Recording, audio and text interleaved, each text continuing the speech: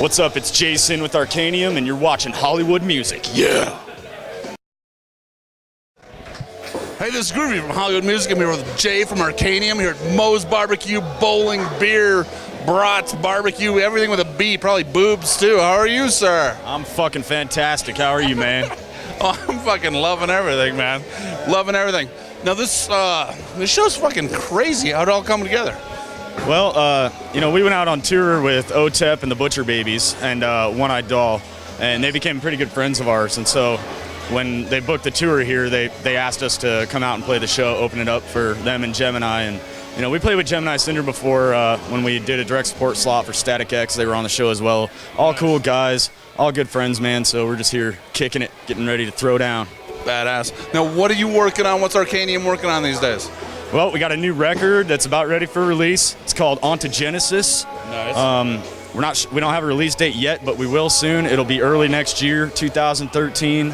And we just confirmed a direct support slot for Il Nino's next tour, which is coming up here November 26th through December 9th. So how badass is that? Fucking feels good, man. It's our first one where we're not an opening band on the tour, so It feels real good, That's badass. Now, the new album. Give me the vibe of it. What's new? What's the progression like? It's really heavy, man. It's like in your face. It's ontogenesis basically means an organism that has progressed from a simple to a more complex level. And with the addition of Charlie in the band, our new drummer, and with the addition of Adam in the band, our lead guitar player, it all came together really heavy. It's really good, slick fucking solos, man. Heavy vocals. You still got sing-along choruses. You'll hear some of that tonight or whatever, but it's killer, man. And you got 12 songs on it. It's gonna be real good. Badass, man. Now, 2013 sounds like it's gonna be an amazing year for you guys. Anything you can talk about? We don't have nothing on the table yet, man. I'd love to talk about a lot of stuff, but right now I just can't do that, other than the fact that right now we're gonna go out, we're gonna do this tour with Il Nino and finish up the year. And Aru's amazing. They're great people. Who doesn't love El Nino? Cheers to them. Yeah. Drink. Drink. All right, man.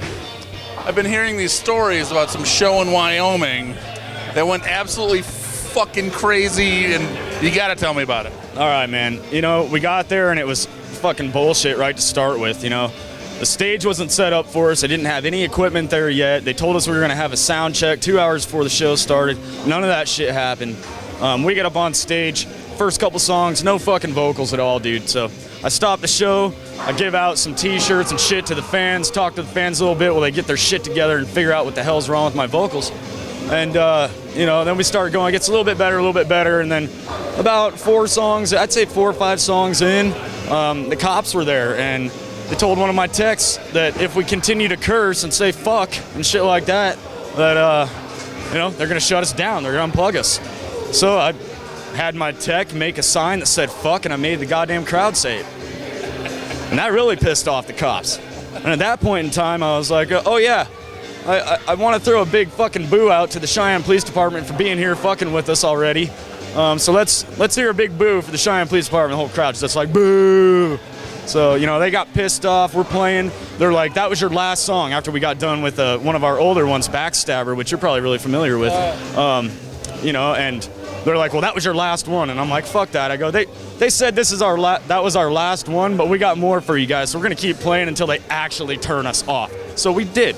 The cops came up on the stage, they grabbed my guitar player, he started body banging and shit and like getting out of it, and my drummer just closed his eyes, and at one point in time the cop just grabbed the sticks out of his hand and he just grabs 2 more and he's like,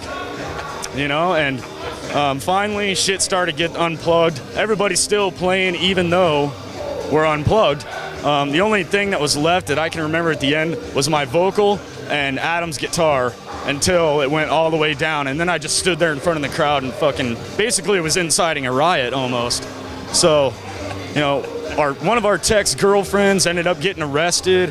I got a $250 ticket for inciting a riot. And basically I talked to the cops afterwards, and I got our friend out of trouble, got her unarrested, and she ended up with 2 tickets for saying fuck.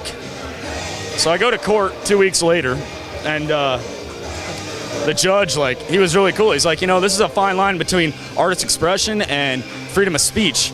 And he goes, basically, I'm on your side. And he brought up fucking Elvis Presley and the swaying hips on TV. He brought up Ozzy Osbourne and the biting off the head of the bat and shit. And Alice Cooper being one of the guys that had all the big, cool stage props and shit like Rob Zombie does these days and shit like that, you know. So he was like, you know, as long as you're not in trouble in my county in the next couple months, you're free to go. See ya. Nice. Yeah. Nice. Now, was it true that like they were actually like driving cars into the crowd and stuff? Yeah, they drove a car through on the back. We're in the city center, so it's all like bricks and shit, you know. And there's 400 or 500 people out there, man.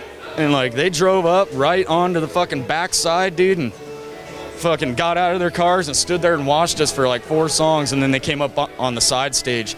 At one point in time, after I made the fuck sign, one of my techs came up and said, hey dude, they're waiting for you in the backstage, you know, they're gonna arrest you when you get off stage. And I'm like, word, well I'll just go ahead and after the last song fucking book it through the mosh pit and hit my hotel, no problem, you know. So but that didn't actually end up happening. They just came up on stage and unplugged us because we were being, you know, dicks, because they're dicks. Absolutely.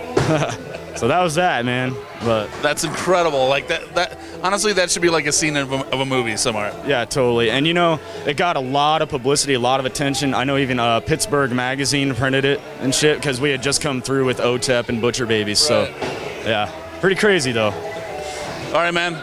Great story, but you cannot escape the gauntlet.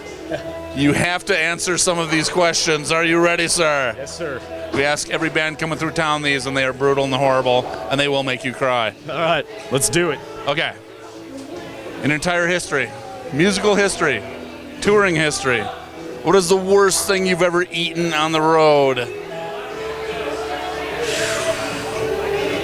Fuck, man, I'm gonna go with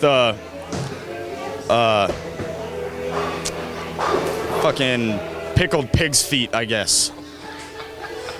In fucking Arkansas, man. Little Rock, Arkansas was the worst thing I ever had. And I love pickles, you know, pickled eggs, pickled anything, but pickled pig's feet are sick. What made you eat it? I'll try anything once. All right, man. One more question. I'm going to give you the geography question. All right. Are you ready? On the planet Earth, what country has the largest natural-breasted women? Natural-breasted women. I'm gonna go with. Shit. I don't know, man. It's Wales. No way. Wales. Yes. Yes. Wales has whales.